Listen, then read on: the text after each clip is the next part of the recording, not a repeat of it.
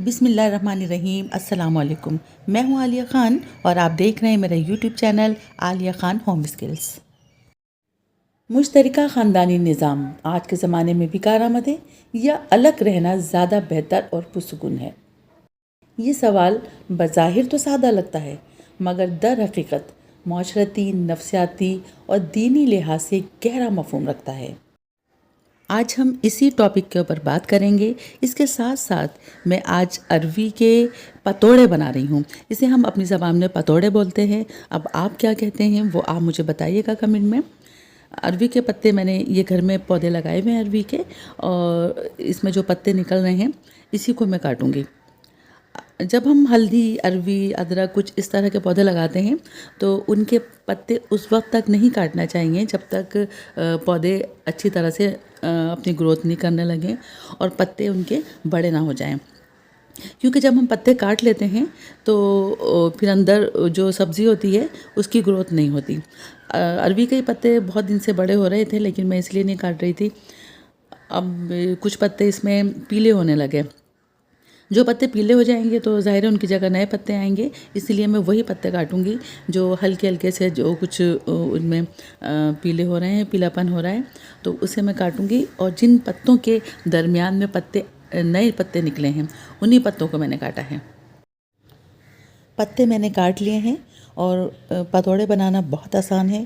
میں نے تھوڑا سا مسالہ لیا ہے، یہ ہری مرچیں، نمک، مرچ، گرم مسالہ، لہسن، ادرک، اور یہ آپ دیکھتے رہیے گا ویڈیو میں۔ بس میں اس کے اندر کچھ بیسن ملاؤں گی اور پھر تمام اس کا پیسٹ بنا کر اور پتوں کے اوپر لگا دوں گی، پھر انہیں بھاپ دی جائے گی۔ بھاپ دینے کے بعد اب پھر آپ اسے چاہے ایسے ہی فرائی کر کے کھائیں یا مسالے میں ڈالیں۔ آج میں اسے مسالے میں ڈالوں گی اور اس کا ٹیسٹ بہت اچھا ہوتا ہے۔ ویڈیو آپ دیکھتے رہیں اور ہم یہاں شروع کرتے ہیں۔ مشترکہ خاندانی نظام زیادہ بہتر ہے یا اکیلے گھر میں رہنا؟ انسان جب سے دنیا میں آیا ہے، خاندان اس کی زندگی کی بنیادی اکائی رہا ہے۔ یہی خاندان محبت، تربیت، ذمہ داری اور احساس تعلق کا پہلا درس دیتا ہے۔ قرآن میں رشتہ داری، حسن سلوک اور قرابت داروں سے محبت کی تاکید کی گئی ہے۔ اللہ تعالیٰ فرماتا ہے، اور اللہ سے ڈرو جس کے نام پر تم ایک دوسرے سے سوال کرتے ہو، اور رشتہ داریوں کا بھی خیال رکھو۔ سورہ نساء کی یہ آیت ہے۔ یہ آیت اس بات کی یاد دہانی کرتی ہے کہ رشتہ داروں کے ساتھ جڑے رہنا، ان کا خیال رکھنا، ان سے تعلقات مضبوط رکھنا اللہ کے نزدیک نیکی ہے۔ یہی وہ روح ہے جس پر مشترکہ خاندانی نظام قائم ہوتا ہے، ایک ایسا نظام جہاں سب ایک دوسرے کے سہارے بنتے ہیں۔ مشترکہ خاندان کے نظام میں زندگی کا حسن یہ ہے کہ ہر فرد دوسرے کی مدد میں شریک رہتا ہے۔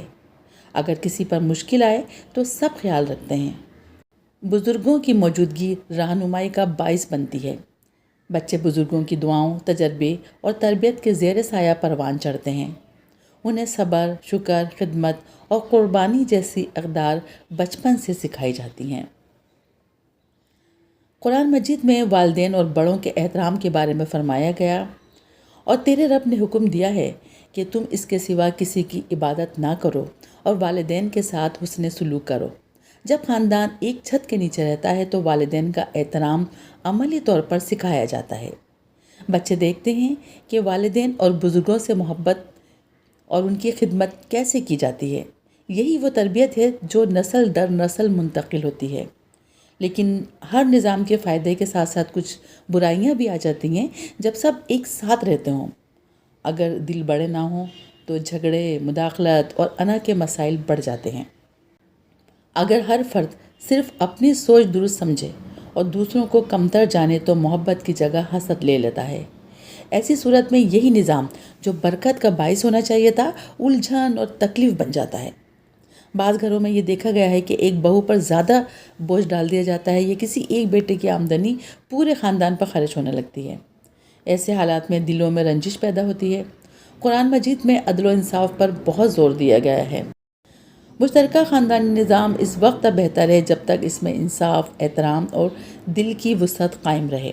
اگر وہاں ناانصافی، دباؤ یا حق تلفی ہو تو یہ نظام اپنی روح کھو دیتا ہے۔ اب اگر ہم علیحدہ خاندانی نظام کی بات کریں تو اس کی بنیاد آزادی اور سکون پر ہے۔ الگ گھر میں میاں بیوی اپنی مرضی کے مطابق فیصلے کرتے ہیں، بچوں کی تربیت میں مکمل توجہ دے سکتے ہیں اور گھر کا ماحول اپنی پسند سے ترتیب دے سکتے ہیں۔ اسلام نے بھی کسی پر یہ لازم نہیں کیا کہ وہ زبردستی ایک ہی گھر میں رہے، بلکہ قرآن میں ہے کہ اللہ تعالیٰ کسی کی جان پر اس کی وسعت سے زیادہ بوجھ نہیں ڈالتا۔ یعنی اگر مشترکہ خاندانی نظام میں رہنا کسی کے لیے دباؤ یا ظلم بن جائے تو الگ رہنا گناہ نہیں، بلکہ ایک جائز اور بہتر حل ہے۔ اہم بات یہ ہے کہ الگ رہنے سے دلوں میں دوری نہ آئے، رشتوں میں کٹاؤ نہ ہو، بلکہ تعلقات پہلے سے زیادہ عزت اور سمجھ بوجھ کے ساتھ قائم رہیں۔ والدین کے حقوق بھول جانا یا رشتہ داروں سے کٹ جانا ایک غلط طرز عمل ہے۔ قرآن میں فرمایا گیا ہے کہ اور قرابت دار کو اس کا حق دو۔ ہم الگ رہیں یا ساتھ، رشتہ داروں کے حقوق، عزت اور تعلق ہمیشہ قائم رہنے چاہیے۔ بچوں کی تربیت کے لحاظ سے دیکھا جائے تو دونوں نظاموں کے اثرات مختلف ہوتے ہیں۔ جہاں سب خاندان ایک ہی گھر میں رہتا ہے وہاں بچے مل جل کر رہنا سیکھتے ہیں۔ بڑوں کی موجودگی میں ادب اور ضبط پیدا ہوتا ہے۔ وہ خاندانی بہن بھائیوں کے ساتھ کھیل کر، جھگڑ کر اور سیکھ کر زندگی کی عملی حقیقتوں سے واقف ہوتے ہیں۔ انہیں تعلقات کی قیمت سمجھ آتی ہے۔ لیکن اگر گھر میں بڑوں کے درمیان جھگڑے، موازنہ یا بدگمانی کا ماحول ہو تو یہی بچے نفسیاتی دباؤ میں آ جاتے ہیں۔ وہ سیکھتے ہیں کہ اختلاف کا مطلب دشمنی ہے، جو ان کی شخصیت پر منفی اثر ڈالتا ہے۔ دوسری طرف علیحدہ گھر میں رہنے والے بچے والدین کی مکمل توجہ پاتے ہیں، مگر انہیں خاندان کے دوسرے بچوں کے ساتھ رہنے، بانٹنے یا برداشت کرنے کا موقع کم ملتا ہے۔ وہ اکثر تنہائی کا شکار ہو جاتے ہیں۔ اس لیے اگر والدین علیحدہ رہیں تو انہیں چاہیے کہ بچوں کو رشتہ داروں سے جوڑے رکھیں تاکہ ان کی شخصیت میں توازن پیدا ہو۔ یہ دیکھیں، پتوں کو میں نے بھاپ دے دیا تھا اور پھر انہیں میں نے کاٹ لیا۔ اب یہاں پر آپ انہیں فریز بھی کر سکتے ہیں اور بعد میں آپ جس طرح بھی چاہیں انہیں بنا سکتے ہیں۔ انہیں آپ صرف فرائی کر لیں، شیلو فرائی کر لیں یا ڈیپ فرائی کر لیں، جیسے بھی آپ کھانا چاہیں۔ یہاں میں یہ مسالے کی بنا رہی ہوں، مسالے کے بھی بہت زیادہ مزیدار ہوتے ہیں۔ دونوں نظاموں کا اصل مقصد محبت، سکون اور انصاف پر مبنی گھر بنانا ہے۔ اسلام نے کسی خاص نظام کو لازم نہیں کیا، بلکہ اصول دیے ہیں۔ والدین کی خدمت، رشتہ داروں کے حقوق، عدل اور باہمی احترام۔ جو گھر ان اصولوں پر چلتا ہے وہی اللہ کے نزدیک بہتر ہے۔ نہ مشترکہ خاندانی نظام بذات خود بہترین ہے اور نہ علیحدہ رہنا اصل خوبی ہے۔ اصل خوبی تو نیت، عمل اور رویے میں ہے۔ اگر دل بڑے ہوں، زبان نرم ہو اور عدل قائم رہے تو مشترکہ خاندانی نظام رحمت بن جاتا ہے، اور اگر احترام اور تعلق برقرار رہے تو الگ گھر بھی محبت سے بھرپور جنت بن سکتا ہے۔ خاندان وہ درخت ہے جس کی جڑیں رشتے ہیں، تنے پر اعتماد ہے اور پھل محبت ہے۔ اگر ہم اسے محبت اور برداشت کے پانی سے سینچتے رہیں تو چاہے شاخیں الگ الگ ہوں، درخت ہمیشہ سرسبز رہے گا، کیونکہ اللہ تعالیٰ فرماتا ہے، اور وہ لوگ جو ان رشتوں کو جوڑے رکھتے ہیں جنہیں اللہ نے جوڑنے کا حکم دیا اور اپنے رب سے ڈرتے ہیں، گھر الگ ہوں یا ایک دل جڑے رہیں، محبت قائم رہے اور ہر تعلق اللہ کی رضا کے لیے نبھایا جائے۔ ایک چھت تلے رہنا محبت، برکت اور سپورٹ کا ذریعہ بن سکتا ہے۔ وہیں حدود کی کمی اور انا کے ٹکراؤ سے یہ نظام بوجھ بھی بن جاتا ہے۔ قرآن ہمیں سکھاتا ہے کہ رشتہ داروں سے حسن سلوک کرو، مگر عدل اور حدود قائم رکھو تاکہ خاندان جمع بھی رہے اور دلوں میں تقسیم بھی نہ ہو۔ اور دیکھیں، یہ مسالہ تقریباً تیار ہو چکا ہے۔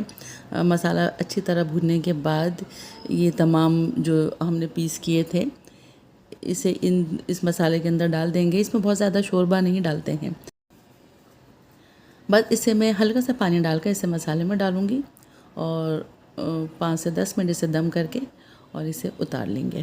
اور ویڈیو آپ کو کیسی لگی مجھے ضرور بتائیے گا۔ ویڈیو اچھی لگی ہے لائک ضرور کریں، چینل کو سبسکرائب کریں اور نیکسٹ ویڈیو تک کے لیے اجازت دیں۔ اللہ حافظ۔